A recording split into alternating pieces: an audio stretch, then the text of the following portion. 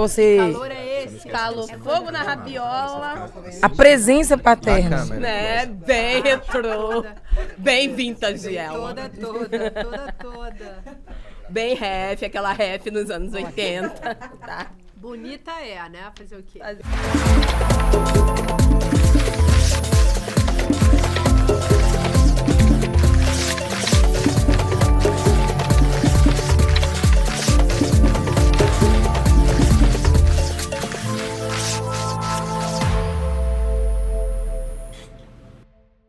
Olá! Está no ar mais um Precisamos Conversar. Eu sou a Juliana Baroni e esse é o programa de debates feminino do ICL.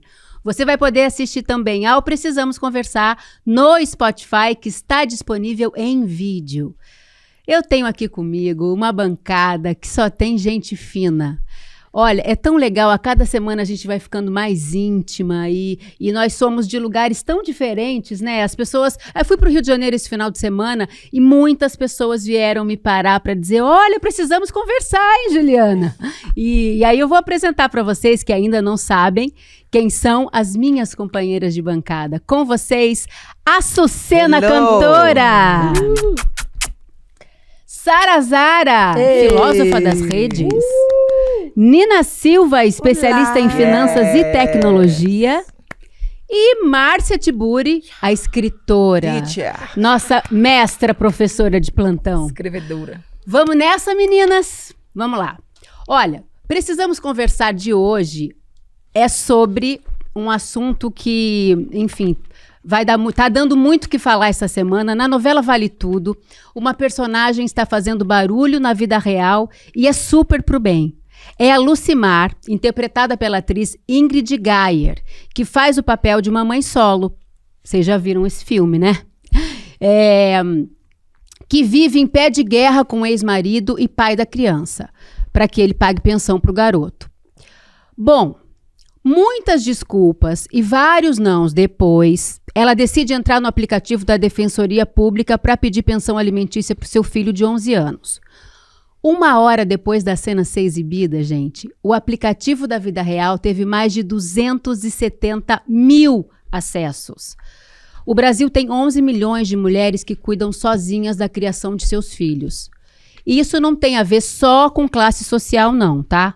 O atacante Jô, por exemplo, que já foi do Corinthians, já foi do Atlético Mineiro, foi preso pela 3ª vez por atraso na pensão alimentícia do filho de 2 anos. Vamos lá, introduzir esse assunto difícil. Sara, você é mãe solo, né? Você sempre fala sobre isso. Como é que fica essa história da pensão? Como é que fica esse combinado na tua vida? Então, no meu caso... Eu tentei de 2 formas. Eu tive que entrar pela justiça também, né? Porque o pai da criança, ele não teve o bom senso de manter um acordo. E aí passou um período, porque quando você entra pela justiça, é descontado automaticamente na folha de pagamento do pai da criança, do genitor. E aí passou um período que ele trocou de trabalho, eu tive que ir atrás, que eu acho que é uma falha que existe ainda no sistema, porque não fica registrado para sempre que o cara é pai e tem que pagar pensão. Então, se o pai muda de trabalho e ele resolve não levar um ofício, né, que o juiz emite da pensão, a mãe que tem que dar um jeito de descobrir onde o pai trabalha, ou então ir atrás de um outro advogado para poder descobrir onde ele tá, para mandar o ofício para a empresa. Aí eu descobri, né, pelos meus métodos saramalísticos, de saber onde ele estava, e peguei o ofício e mandei. Que depois que tem um ofício pronto, é muito mais fácil de você pedir. Mas eu tentei também conversar com ele, porque teve uma época que ele queria estudar. Ele falou, eu queria estudar, eu queria fazer um monte de coisa. Aí toda vez que desconta em folha, desconta 13º, férias, hora extra, porque tudo que o pai faz, que gera finanças, gera dinheiro mesmo na conta, é descontado também, dos 30%, 32%, de acordo com o que o juiz estipular. Aí, o que eu fiz? Eu, por ter empatia, porque a gente é trouxa, né? Porque mãe é trouxa. Falei, então tá bom, dito cujo. Não precisa descontar direto na folha. Vamos combinar o seguinte, você me dá então os 350, que é o que ele me propôs. 350 por mês, que eu pagava pelo menos a van e comprava um pacote de biscoito. Peraí, R$350 por mês? 350 por mês. E aí você me ajuda... Uma pergunta que eu deixo aqui, isso paga o quê de uma criança? A van escolar. Entendeu? Pra não falar que não paga nada. E o meu cabelo também. Meu cabelo, né? Meus cílios, minhas unhas. E aí eu combinei com ele isso, dele pagar então 350, mas me ajudar na criação. Porque às vezes não é só sobre o dinheiro. O cansaço de você ter que falar com a criança, educar, sabe, dar um suporte, é o que mais pesa. Aí ele, tipo, deixou essa parte passar, entendeu? Então, o que eu imagino? O que eu vivo, eu acho que todas as mães vivem também. Não é só sobre o dinheiro que a gente reclama sobre o valor da pensão. E às vezes o pai até paga 10, 15, 20, mas a criança não é só o dinheiro e gasto, né? A criança é a manutenção, tem todo um psicológico, tem uma criação, tem a presença. É um ser humano ali, né? E uma coisa que o juiz não pode estipular é afeto. Não tem como você exigir que um pai tenha afeto com o filho. É uma questão que ele tem que tirar da própria consciência, né? E isso não acontece.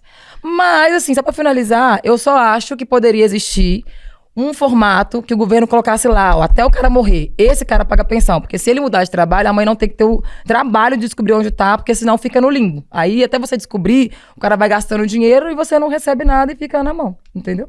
Bom. Meu Deus do céu. Márcia, você quer acrescentar alguma coisa nesse assunto? Quero. Porque é tão delicado, né? Porque Muito. são muitas questões, muitas camadas, e aí você tem um filho, você não gera sozinha, você precisa depois criar, tomar todas as decisões sozinha, além de bancar o seu filho, realmente não deve ser fácil, né? Então, acho que a Sara aponta um problema que é a diferença entre uma exigência legal, né, uma lei que existe para proteger as crianças e para proteger as mulheres que são mães também, mas a gente tem o problema cultural, que aí é o problema patriarcal. Os homens que não se incumbem, que não se responsabilizam pela sua posição de pais, e a gente não pode exigir que um homem seja um pai. E aí eu queria lançar para vocês uma discussão, né? Pai nem sempre é bom. Eu vou contar uma coisa aqui. Eu criei a minha filha muito sozinha. Ela tem pai. Mas hoje ela já é uma mulher de 28 anos, né? Mas eu me lembro assim que quando ela tinha 18 anos, fazendo análise, se investigando lá com ela mesma, com os seus terapeutas e tal, ela resolveu entrar na justiça e pedir pensão. E eu, quando separei do pai dela, eu me dei conta que nas conversas e na questão toda, que o melhor seria eu criar minha filha sozinha, a minha maneira, com meus valores, com o que eu podia fazer, e que ele, deixado no lugar No dele, limbo, lá, digamos assim, discutir com ele e disputar com ele esses valores, os dinheiros, os pagamentos, ia prejudicar a minha filha. E claro, a gente pensa, é muito bom que as pessoas tenham um papel paterno na vida, né? É bom ter mãe, é bom ter pai, mas eu seria um pouco mais, ou assim, lançaria uma questão provocativa aqui para nós, né? Eu seria mais provocadora. Será que pai e mãe é tão importante assim? Será que a gente não pode criar as pessoas com ética e aí a gente pode ser criado pelo tio, pelo avô, pelo amigo? Aliás, é a sociedade inteira que educa uma criança, né? E eu acho que é muito difícil lidar com homens, porque homens são, de uma maneira geral, em função da sua matriz de subjetivação, não é uma questão de natureza, é uma questão de segunda natureza, né? De matriz de subjetivação. Os homens, em geral, são irresponsáveis, narcisistas, não conseguem crescer, geral talvez. mesmo, né? Porque talvez não consigam, a gente, como dizia o Freud, a gente já vem castrada, né? Então a gente já é madura, os homens não têm, eles continuam com o velho, para os psicanalistas aí, o velho medo da castração. Então eu acho que é muito difícil negociar com os homens, porque a relação que eles têm com a vida é totalmente diferente da nossa relação. A nossa relação, nós somos baseadas, construídas, nós mulheres, e alguns poucos homens que confirmam a regra, somos formadas a partir de uma matriz de subjetivação que é o cuidado. E os homens são forjados a partir de uma matriz de subjetivação que é a violência. Então, cuidar não está no script da vida deles.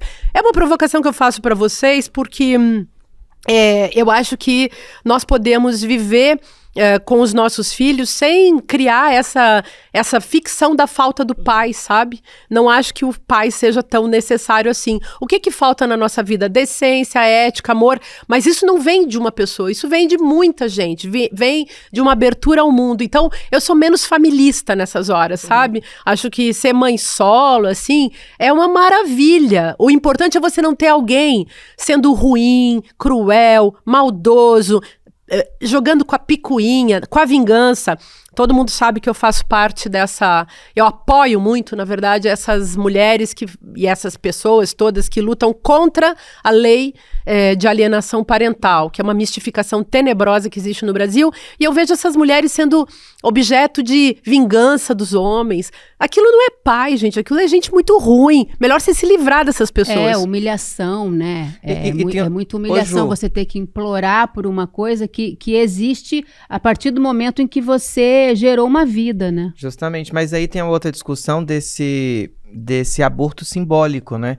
Que geralmente os homens, eles são os mais conservadores quando o assunto é a legalização do aborto assistido, que já acontece com a maioria das mulheres de classe alta e classe média alta, que tem a possibilidade de ter um aborto seguro e legal, mas os homens, a maioria são muito conservadores quando se fala de aborto. E existe uma discussão que é esse aborto simbólico, que já é praticado pela maioria dos homens que a gente chama de pai. Porque quando você não assiste uma criança do ponto de vista... Porque eu entendo o que a Márcia fala, mas existe para uma sociedade também criar uma criança, existe o núcleo que gera. E esse núcleo que gera deveria, a gente está falando no aspecto da ideia, né, também, porque eles não criam. Seria ético, não, né? Além de não criar, deles serem conservadores com a discussão do aborto, que a gente está falando sobre o corpo das mulheres, principalmente, mas a questão também de muitas famílias nucleares que têm pai e mãe, onde a responsabilidade da criação fica com a mãe, mesmo que o cara coloque o dinheiro em casa. E mesmo que ele seja presente, mesmo mas que ele seja... Não ativo, né? Justamente. Por exemplo, faz o que é cerca de uns 10 anos, eu tenho 37, mas faz cerca de 10 anos que o meu pai veio me pedir perdão por muitas ausências. Eu lembro que na minha adolescência eu não sentia, houve um lapso assim do meu pai, só que meu pai era um pai que pagava as contas, meu pai é um pai que estava... Mantenedor. Um mantenedor, mas não existia uma presença ativa e hoje ele reclama dessa falta, porque ele sabe que houve falta. E aí a responsabilidade de qualquer questão que venha acontecer na minha vida seria de quem? Da minha mãe, da minha avó, que foram mulheres. E eu lembro que, por exemplo, eu sou trans, né? Mas eu não acho que a minha transgeneridade tem a ver com a falta dele, mas ele pode julgar essa falta dele, e não, pra mim o que teria a falta dele seria eu não ter seguido um caminho dentro da escola, ou eu ser corrigida a respeito da minha ética, da minha moralidade, do meu respeito à minha mãe, do meu respeito à sociedade, de como os meus valores foram fundados. E aí minha avó e minha mãe foram maravilhosas e perfeitas. Olha que interessante que você está falando, a minha história é exatamente o oposto. A minha mãe sempre foi a provedora da minha família. Então, ela que sempre trabalhou muito, ela viajou, o meu pai era um artista frustrado e ele tinha mais tempo, ele trabalhava, fazia lá, mas ele tinha mais tempo, então todas as reuniões de escola era meu pai que ia.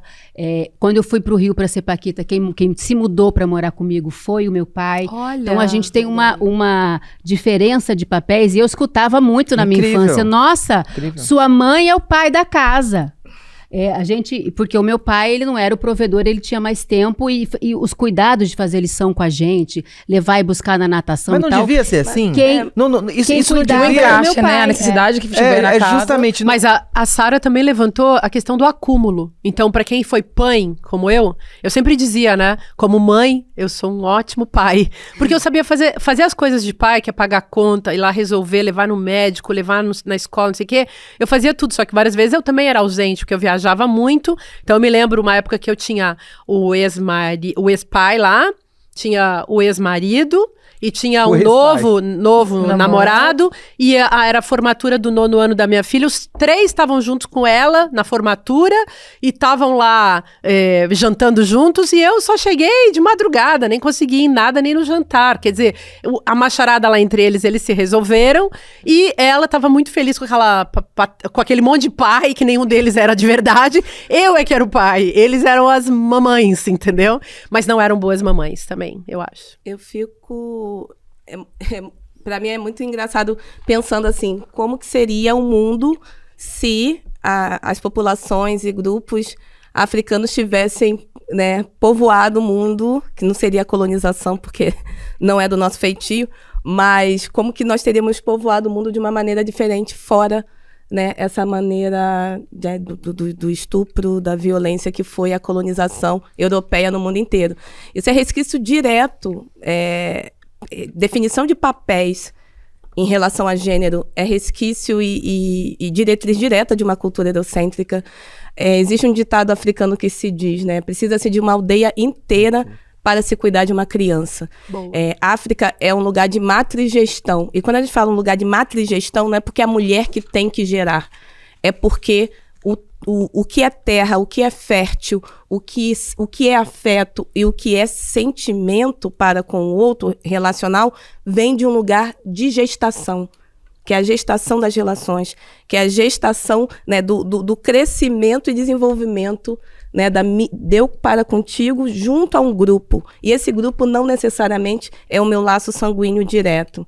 E isso é muito explícito em várias culturas. E aí, quando a gente chega no Brasil colonizado, com várias outras questões e problemáticas, a gente verifica que há um abandono ainda institucional, quando a Sara coloca, né, a questão de tem a lei, mas você tem que ir atrás, né? Isso é um abandono institucional, a desigualdade de gênero que beira a tudo e qualquer coisa. Então, quando a gente fala de um mínimo de uma pensão alimentícia, que é um direito, aí vem os questionamentos do que porque essa mãe está usando esse dinheiro com o quê? Né? A Sara fez uma sátira, não sei se todo mundo... Meu cabelo é tão caro, parceria, mas assim... Não, mas olha, contém ironia, tá, gente? É bom deixar bem claro. É óbvio que ela não tá pegando a pensão pra botar cílios. Senão ia dar só isso aqui, e a mecha.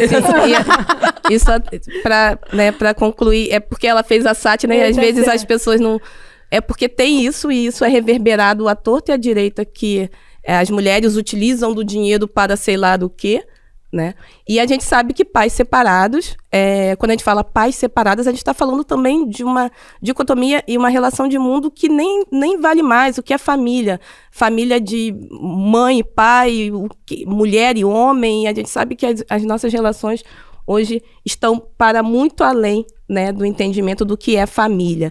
E principalmente num país onde esses pais separados, a gente tem 80% das crianças que acabam sofrendo alguma intervenção negativa quando acontece a separação. E isso eu não estou colocando na culpa do pai, nem na culpa da mãe. Só estou colocando que institucionalmente, socialmente falando, a gente precisa cuidar de tudo isso. Ô Ju, rapidinho, eu acho que as leis do Brasil também em relação à paternidade são muito relaxadas. Igual a mãe, ela não pode sair do hospital sem registrar uma criança. Ela tem que ou registrar ou doar. Ela não pode sair sem um registro. Já o pai, ele tem a opção de talvez hoje, amanhã, daqui 30 anos, ir lá e fazer o registro da criança. Eu acho que isso é um absurdo.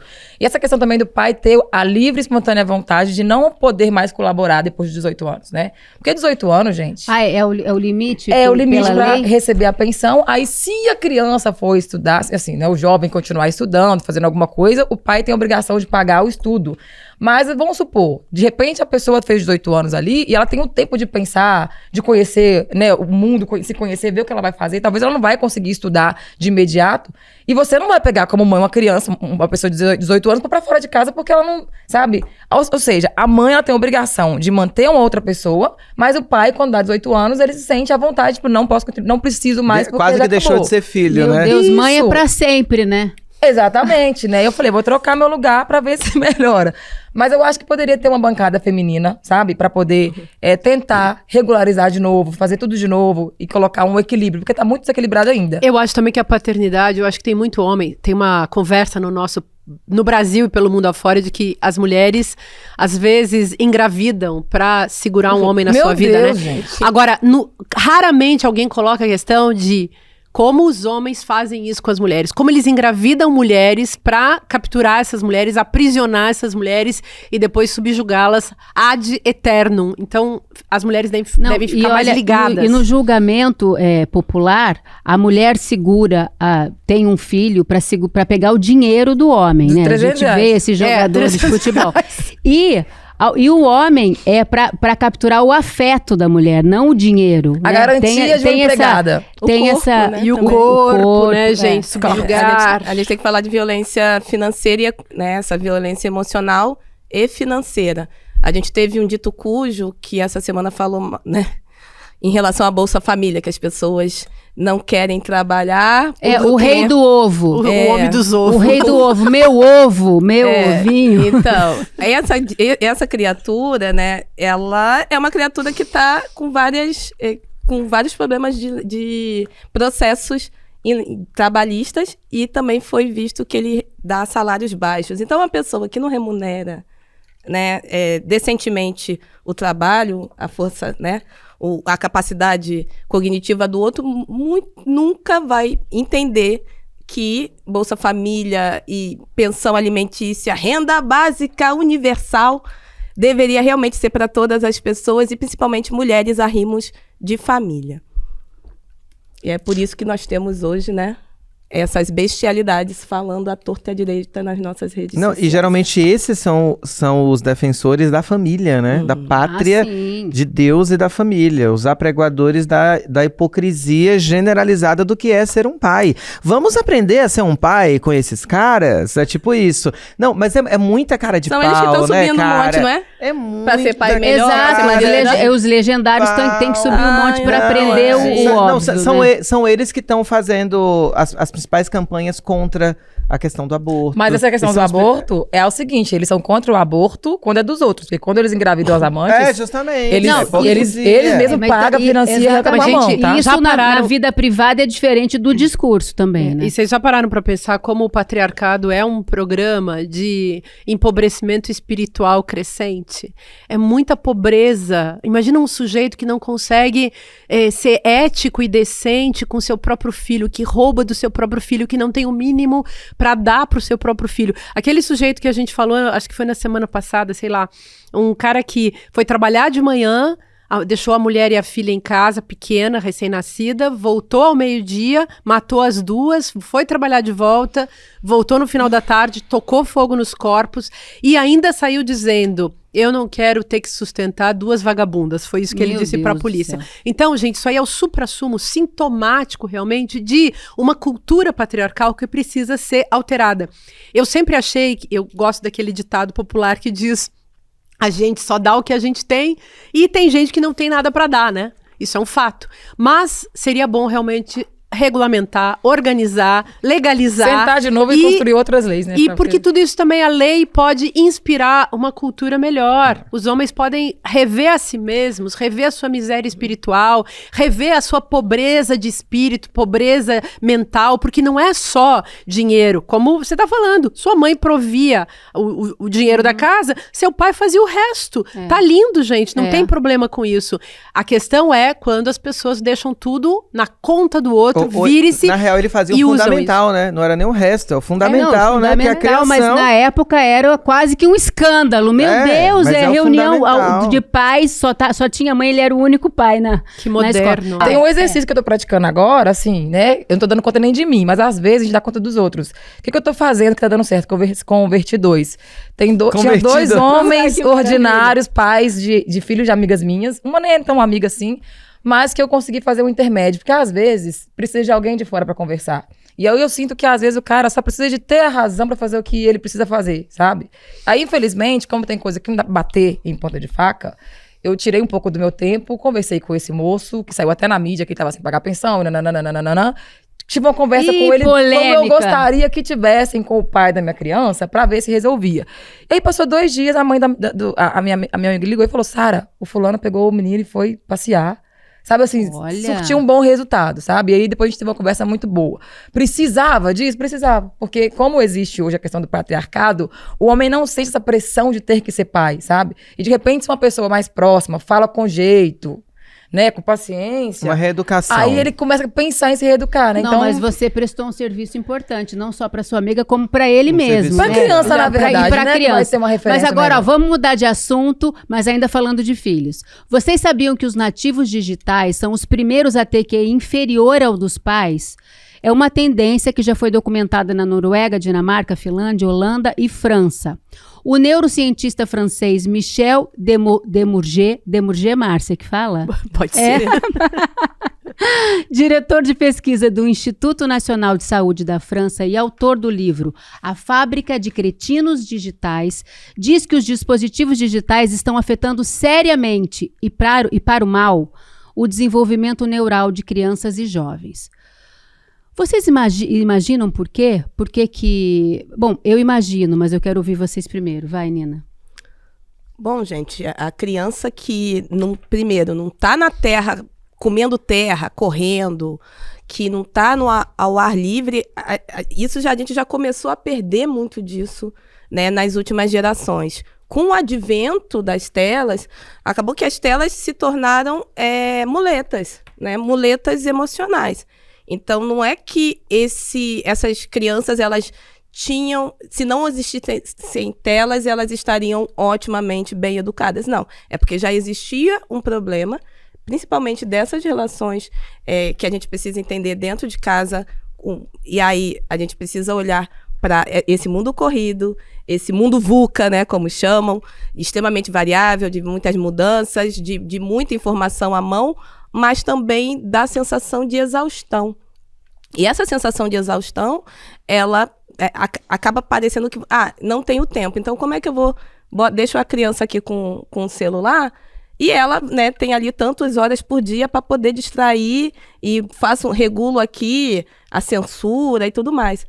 Mas as práticas que nós tínhamos, tanto de levar as crianças para determinados lugares, a gente perdeu que determinado lugar não é lugar de criança. Eu mesma, um exemplo, eu ia para o mercado com os meus pais, com meu pai. E ali no mercado ele fazia gamificação comigo, assim. Coisas que eu queria comprar, ele falava que só tinha determinado dinheiro e ficava me colocando numa atividade cognitiva de atenção de que eu só conseguiria determinada coisa se ele tivesse ali um controle financeiro sobre as compras. Ali já estava me colocando num lugar com compromisso, com responsabilidade e com uma atividade familiar. Então, acho que falta muito a gente voltar a essas atividades familiares e as crianças poderem viver coisas de criança. Porque tem esse comportamento que gera dopamina, né? Que é um comportamento compulsivo que você fica rolando o feed numa busca incessante por algo que nunca chega, porque é infinito, o rolar o feed é infinito, e isso gera... As crianças estão ficando, assim, hiperativas, elas estão ficando com dificuldade enorme de lidar com frustração, com tédio. E aí, o que acontece? Muitas crianças estão sendo diagnosticadas com TDAH por causa disso, porque esse sintoma desse vício em rede social, ele se confunde com o diagnóstico, né? Uhum. E aí o que acontece? Tem o diagnóstico, a criança é medicada e às vezes o que precisa é dar 3, 4, 5 passos atrás e mudar e voltar, como você falou, a brincar na terra, a plantar, a colher, a brincar na rua, jogos coletivos, o esporte pode ser uma saída, né? Eu acho que fica faltando um pouco de referência, porque o problema está muito na geração que está criando os meninos novos. Porque se eles são reflexo da gente, o que a gente virou, entendeu? Eu me guio muito pela conta do meu pai. Meu pai foi um ótimo pai, e ele foi pai e mãe, né? Porque minha mãe tinha alguns problemas, ela não conseguia fazer o papel que se espera de uma mãe na época dos anos 90, então ele fez os dois, só que ele deixou muita referência de atitude pra mim. E aí a Brisa, quem criou a Brisa foi eu e foi o Black Yardigans, então era o dia inteiro assistindo aqueles trem, né, lá no YouTube. Então ela cresceu com tela. Só que eu fui entendendo que, assim, até agora tá dando certo. Ao mesmo tempo que ela ficava com muita tela, porque era minha babá, né? Porque eu trabalhava praticamente 20 horas por dia. Ao mesmo tempo, quando ela foi pegando um pouco mais de conhecimento de coisas, esse tipo de conteúdo que eu faço, ela sempre ficou a par do que eu estava fazendo.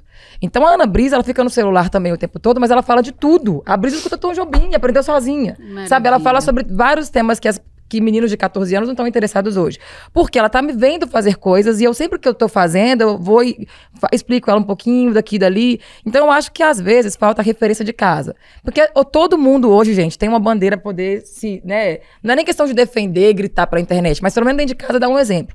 Aí tem pai e mãe que não tá afim de falar de nada sério, né? Mas eu concordo com você plenamente. Acho que tudo tem a ver, sem dúvida, com o ambiente. Um exemplo mínimo, né? Sim, então. Só que esse exemplo, acontece também dentro de um ambiente. Tem um conceito no campo da filosofia e da educação, que é o conceito de cognição, e a gente podia fazer uma abordagem um pouco mais cognitiva desse assunto também. Por exemplo, vocês notaram que a questão da alfabetização se tornou um problema também no Brasil. E isso por quê?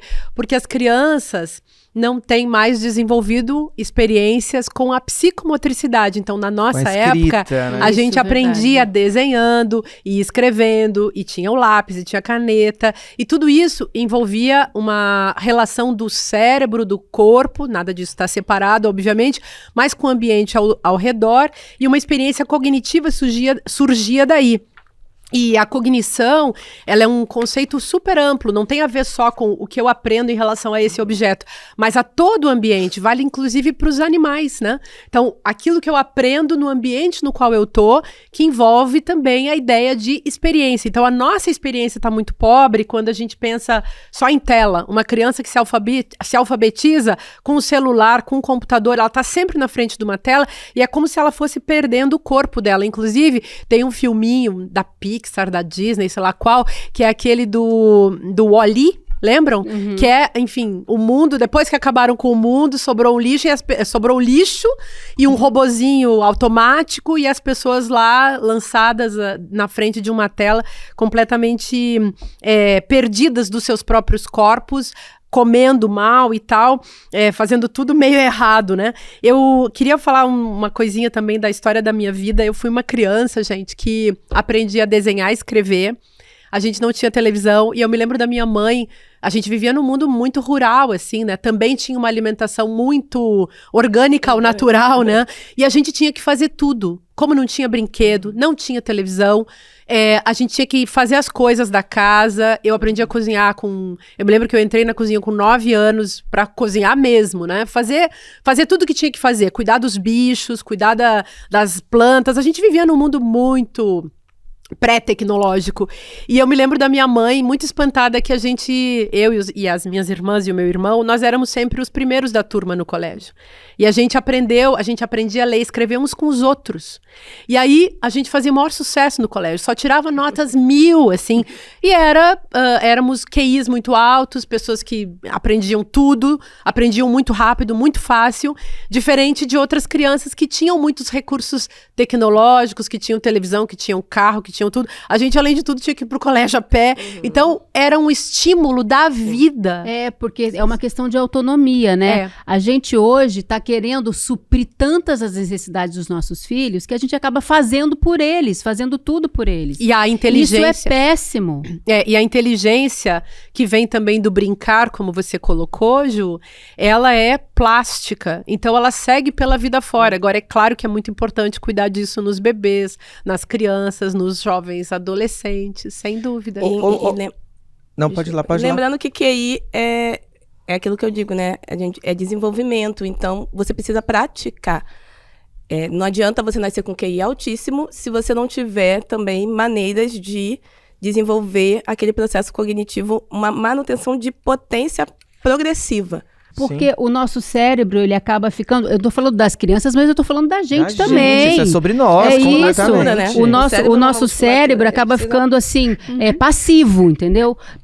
A procura de conteúdos rápidos, de coisas prontas, de teorias já formuladas, e a gente não desenvolve o próprio raciocínio, e isso gera uma exaustão. Tem dias que eu fico assim, procurando notícia para o programa, eu acabo o dia muito cansada e fico com dificuldade para dormir, porque é o excesso de tela. O que você queria falar? Não, é só uma questão mesmo, ouvindo vocês falando, e pensando de novo no capitalismo, né, como um conceito. E tem um conceito que é interessante para se estudar capitalismo, que é o conceito de alheiamento, daquilo que se torna alheio. Ou seja, os artesãos eles tinham todo o controle da produção, de repente você foi tirando todo o controle da produção e foi separando tudo, colocando uma fábrica, colocando em outra. Hoje se produz algo na China, na Indonésia, se monta no Brasil. Então é como se o trabalhador não pudesse se encontrar com a natureza do seu trabalho em sua totalidade. Ou seja, a gente fragmentou a natureza do nosso trabalho. E me parece que a nossa questão com a tela, existe um alheamento da nossa subjetividade. Se o nosso trabalho também já se torna alheio, quando a gente não consegue encontrar a totalidade do nosso trabalho, a gente está também deixando alheia, nós enquanto sociedade, a nossa subjetividade. E é muito louco pensar que a gente coloca a nossa subjetividade numa mercadoria, num aparelho, e precisa disso para ser. É como se nós hoje não fôssemos sem um celular. E é muito... Na verdade. Não, e é uma realidade. Na Black verdade, Mirror, somos. Black Mirror não é uma utopia, cara. E é louco que esse alheamento mesmo, já nos tornamos alheios a nós mesmos, a ponto a gente olhar para um celular, no celular vai estar as nossas inscrições, nossa agenda, vai estar os nossos segredinhos pornográficos, vai estar... eu lembro que quando eu assisti aquele Não Olhe Pra Cima, lembra do filme? Que no final, tem uma cena que o CEO lá da Big Tech olha e fala assim, você vai morrer desse jeito, você vai... Com base em todas as informações de como você colocou sua subjetividade aqui, eu sei até como você vai morrer. E aí, claro, o filme é cômico, o filme tem ironias, assim, maravilhosas. E é muito louco que a gente não...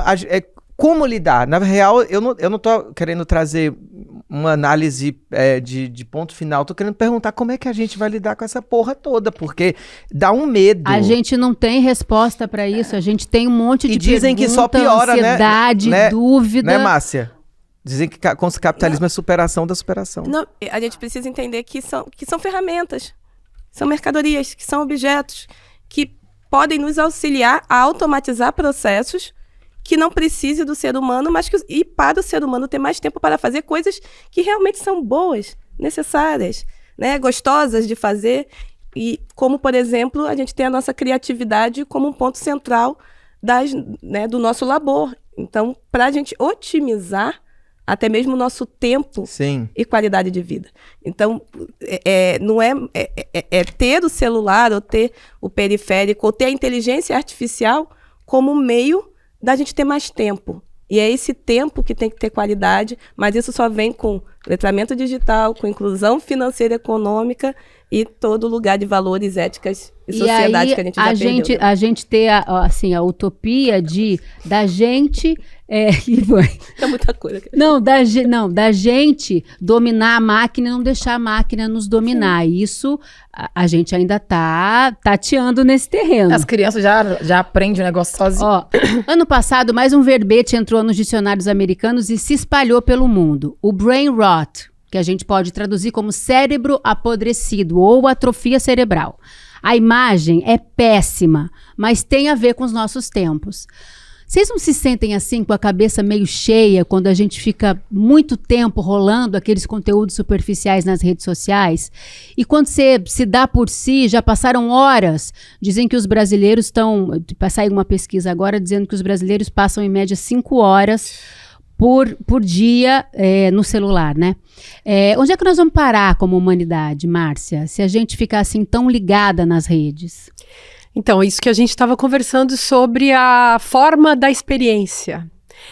Então, uma pessoa que tem uma experiência com a natureza, com o verde, com os esportes, com as artes, com a cultura, com a biblioteca. Pensa uma pessoa que fica ali só consumindo, vamos colocar essa palavra entre aspas, porque isso também importa, rede social e conteúdo rápido de rede social.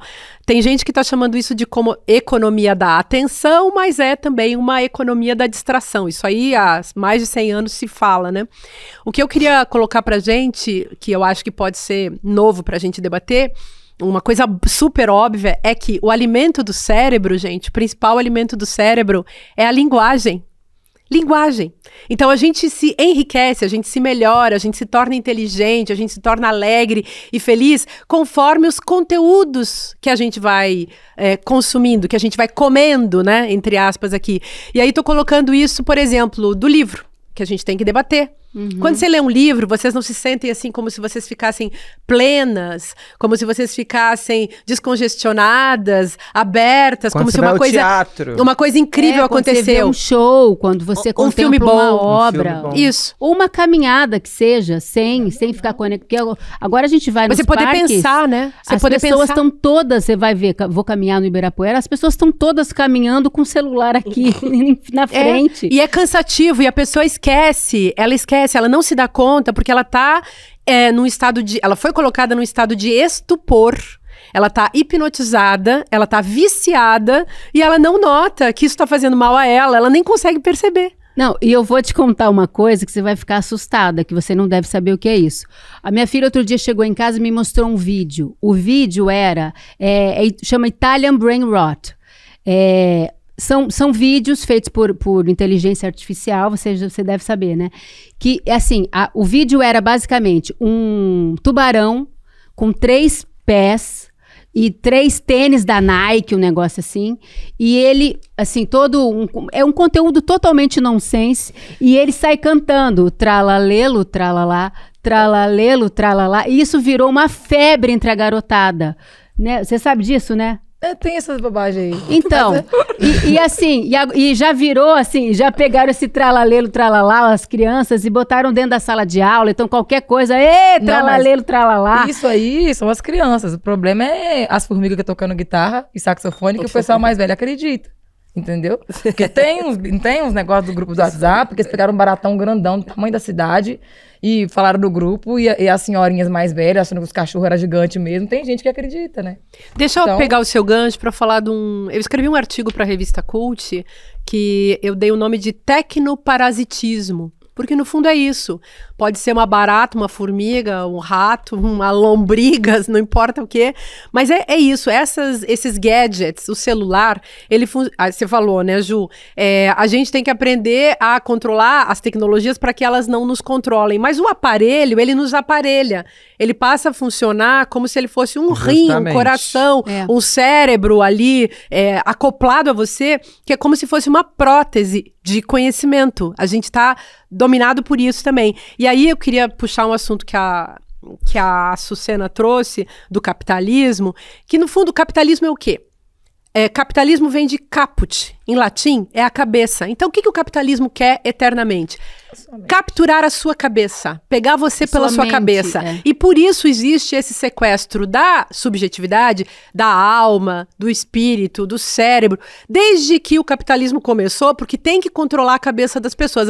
A religião, seja cristianismo ou outras, sempre fizeram isso com as pessoas. Vai se atualizando de acordo com o tempo. Né? Então, isso é muito fundamental, porque a questão seria sempre a gente poder libertar a cabeça das pessoas, tirá-las da condição de alienadas de si mesmas. Então, fazer o pobre acreditar no sistema, a mulher acreditar no sistema, o negro acreditar no sistema, quer dizer, todo mundo acreditar no sistema que oprime, o trabalhador acreditar nesse sistema.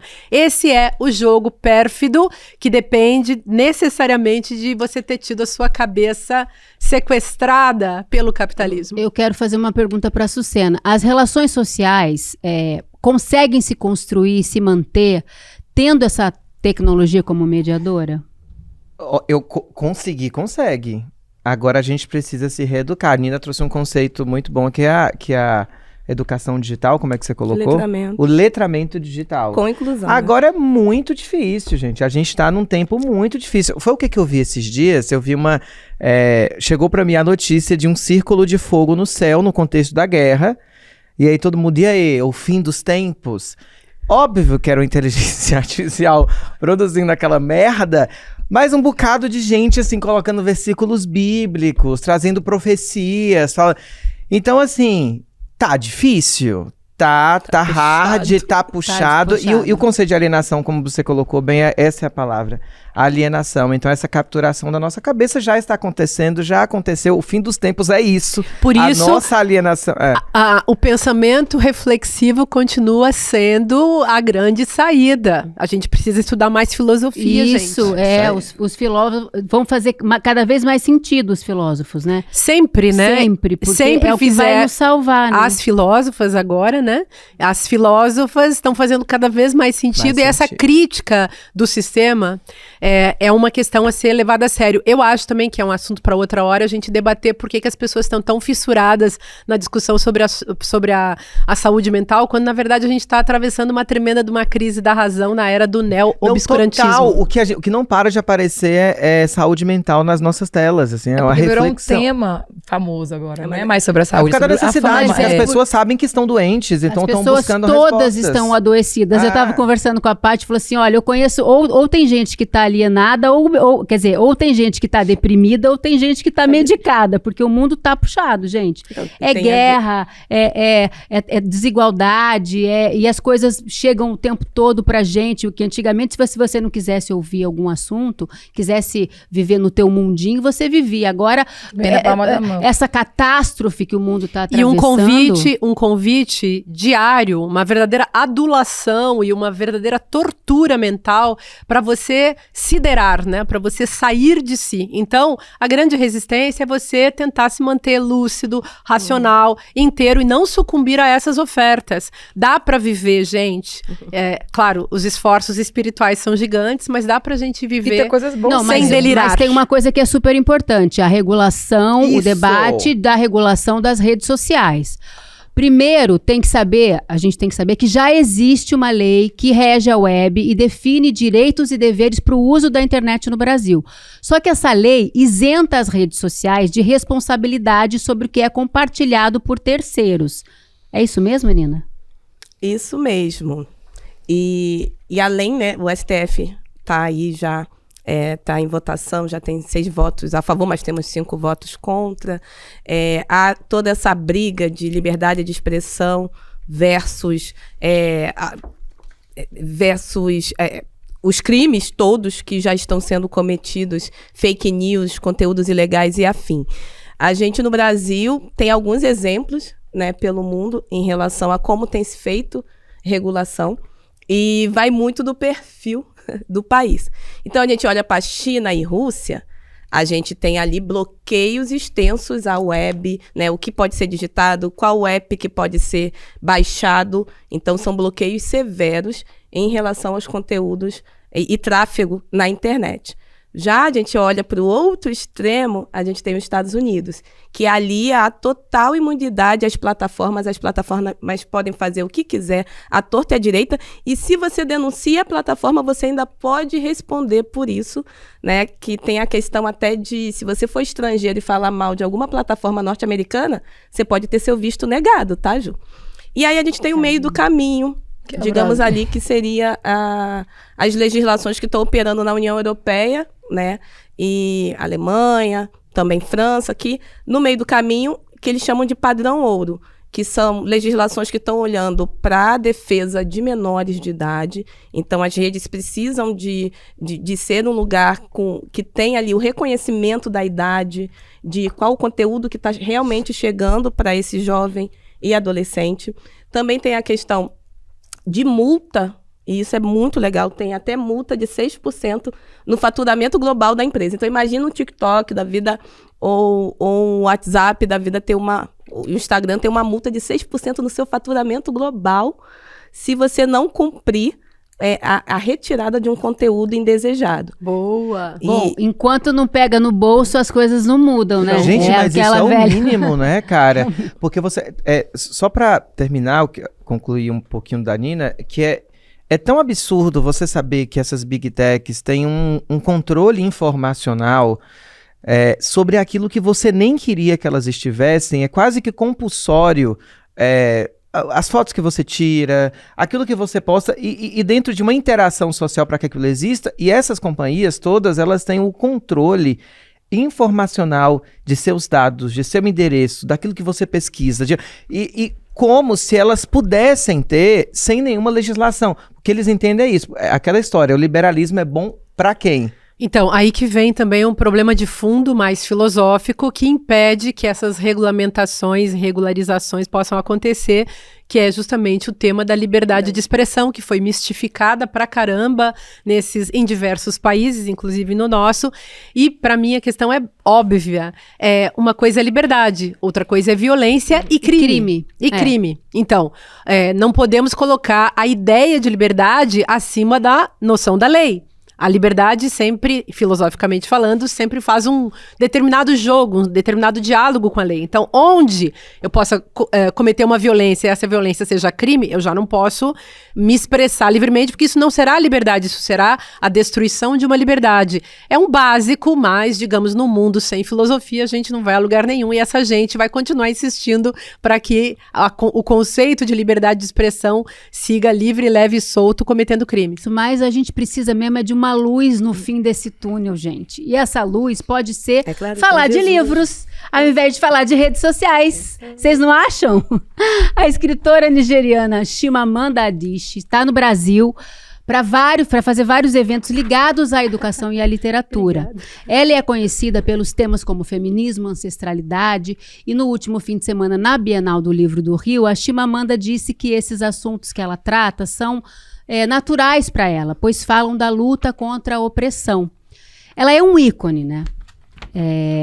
A Chimamanda, assim, para mim tem uma importância muito grande, porque além de falar de uma maneira muito clara sobre o feminismo, ela faz uma coisa que eu amo, que é a autoficção. Ela usa vivências pessoais para criar suas personagens, né? E, Açucena, você também às vezes escreve músicas baseadas em coisas da tua vida? Como é que é a sua criação? Inclusive, eu tenho escrito um livro que Olha precisa sair do papel. ela! Mas é uma ficção, mas eu acho que toda ficção tem um pouco de autobiografia. Porque você parte das suas vivências, você parte da sua subjetividade, óbvio, está partindo de você. Então, é claro que você cria a partir das suas experiências e do que você pensa a partir das suas experiências. Quando a gente cria uma canção, quando a gente cria uma personagem para criar uma canção, quando a nossa perspectiva se enviesa mesmo para um determinado assunto, e ali a gente constrói uma melodia, enfim. E eu gosto muito da Chimamanda, teve a polêmica com ela, né, e com a população trans, que eu acho que eu concordo com a Chimamanda, sabia? Mas eu não entendi direito. Você explica pra gente a polêmica? A polêmica foi que ela falou que mulheres trans e mulheres cis, pra mim foi só isso, partem de experiências diferentes. E que uma mulher trans, na sua infância, não teria a mesma experiência que uma mulher cis, que já nasceu designada mulher. Eu acho que ela pode ter se expressado mal, mas eu achei totalmente coerente a fala dela. O que não o que na realidade ela está trazendo à tona é o feminismo interseccional. Que o feminismo interseccional, ele vai dizer o quê? Que as pessoas partem de lugares diferentes. Ou seja, a mulher gorda é diferente da mulher magra, que a mulher preta é diferente da mulher indígena, que é diferente da mulher branca, que é diferente da PCD. Então, assim, uma mulher trans é óbvio que ela vai partir de uma experiência diferente de uma mulher cisgênera. Então, esse entendimento, eu acho que é mais uma discussão que se coloca. Ela não é uma inimiga, ela é uma aliada. E a gente precisa conversar com aliados. E se ela colocou um termo de uma forma equivocada, só ajustar. É só ajustar. Precisamos conversar. Precisamos conversar. Porque o que está acontecendo também no mundo de hoje é uma coisa muito doida, porque todo mundo é passível de erro, nós todos estamos aprendendo. Mas eu nem acho que ela errou, sabia? Às Eu vezes acho que é fala a mesma coisa, com palavras diferentes, né? Acontece muito isso. Mas ela não falou nada errado, ela só Ela não levantou falou. o conceito, a diferença conceitual que existe entre cis e trans, que é um óbvio. Esses dias eu fui super malhada por um grupo de mulheres trans, porque eu reivindiquei a criminalização da misoginia. Mas, gente, nós, mulheres cis, também temos direito de ter uma lei que nos proteja, porque a gente não consegue se defender de ataques misóginos. E, inclusive, as mulheres trans não conseguem se defender de ataques misóginos. Elas conseguem se defender de ataques transfóbicos, porque tem uma lei, assim, com uma lei antirracista, uma lei anti-transfobia, anti-homofobia, anti-lesbofobia, mas todas essas mulheres não podem se defender do ataque misógino, e mulher cis não tem como se defender de nada. Então, uma mulher cis pode se defender, por exemplo, quando ela é atacada por racismo, que é outra mas, lei, não por ódio, uma questão de gênero. E vocês entendem perfeitamente. A separação que o patriarcado faz operar? Isso é gravíssimo, é horrível, e a gente precisa dessa Mas lei. o que a gente precisa pensar grande. O que a gente precisa fazer, eu acho, como sociedade, é dar as mãos para os nossos aliados, né? Porque cada um tem uma luta diferente, mas a gente está juntos. Nós mulheres aqui, mulheres diferentes, nós estamos juntas nessa causa feminina. Então, por que não? Mas, gente, deixa eu falar um pouco mais sobre os livros, porque a gente precisa falar disso, sabe? Eu acho importantíssimo a gente discutir esse lance da autoficção em todas as áreas da vida, inclusive para a gente numa sociedade democrática, saber qual é a diferença entre realidade, ficção e saber onde está a autoficção. Há poucos dias a gente estava debatendo sobre esses caras que se autorrepresentam e depois vêm usar o conceito de ficção para tentar se defender, quando na verdade eles estão cometendo crimes aí nos stand-up comedies da vida e coisas que tais. Então, livro é um lugar que acontece ali ficção, autoficção, acontece ali ensaio, obrigada, querida Nina, ensaio, e é um espaço muito rico de experiência. Eu sempre digo que a gente faz uma viagem vertical quando a gente entra num livro, né, gente? Então, sem dúvida, é prazeroso, faz descansar. Essas pessoas que ficam 2, 3 horas, 4, 5 horas, como disse a Ju, vendo tela e estragando o seu cérebro, podiam passar meia horinha, 40 minutos num livro. Tem gente que quando começa vai até o fim, aí pega o gosto, e tem um negócio que o livro desenvolve, que é essa relação entre sujeito e predicado, que torna todo mundo mais inteligente e ajuda a nossa vida. Eu escrevi 7 romances na minha vida, um livro de contos e uma penca de ensaios que eu nem sei o nome. Atualmente estou escrevendo uma autoficção. É a mais difícil. Ai, que delícia. Porque é um jogo, né? Eu adoro autoficção, porque a gente parte de alguma vivência da tua vida, mas a partir do momento que você está transformando aquilo em literatura, já é uma releitura, é um storytelling da sua vida, não é exatamente, não é uma sessão de análise onde você vai expor tudo, você vai misturar os assuntos, ficcionalizar, tornar aquela história mais interessante, né? O Freud falava de uma diferença entre elaboração e perlaboração.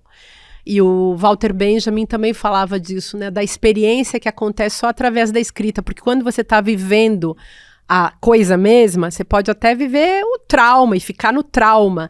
Mas quando você experimenta, quando você perlabora, isso é possível através de um processo ficcional, ou autoficcional, como a gente está chamando aqui, que tem a ver com a escrita. Então, você vai escrever sobre, pode ser a Chimamanda, pode ser a canção da Açucena, pode ser o seu filme, pode ser, enfim, as coisas que a gente faz que nos fazem criar uma certa distância em relação àquilo que a gente viveu.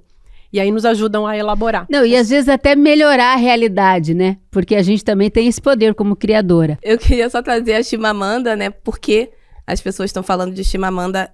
A Chimamanda, ela traz um lugar de gênero muito no eu, né, central, mas de um corpo de uma mulher nigeriana que foi criada no Reino Unido, mas que volta à sua comunidade e entende principalmente o papel social, né, de mulheres em diferentes sociedades que ela acabou transitando. E por que falar de Chimamanda? Para poder falar também de outros corpos, né, de mulheres diversas, de outras mulheres que possam realmente serem referências. Então, a gente não pode esquecer também das nossas mulheres nacionais. Então, eu levantei aqui o livrinho da Márcia, porque ela não pode esquecer, né, do trabalho que ela faz por nós. Mas falando de mulheres negras, a gente tem moçambicana, a Paulina Chiziane, que para mim é uma referência incrível sobre trazer a denúncia social do papel da mulher, principalmente, né, em sociedades em África, né? Então ela fala de poliandria e é uma mulher assim mais velha, é muito incrível. Ela tá autografado. Então uma relíquia. Trouxe Vera Duarte, cabo-verdiana também, procurem, que também escreve autoficção, e as brasileiras, Conceição Evaristo, né?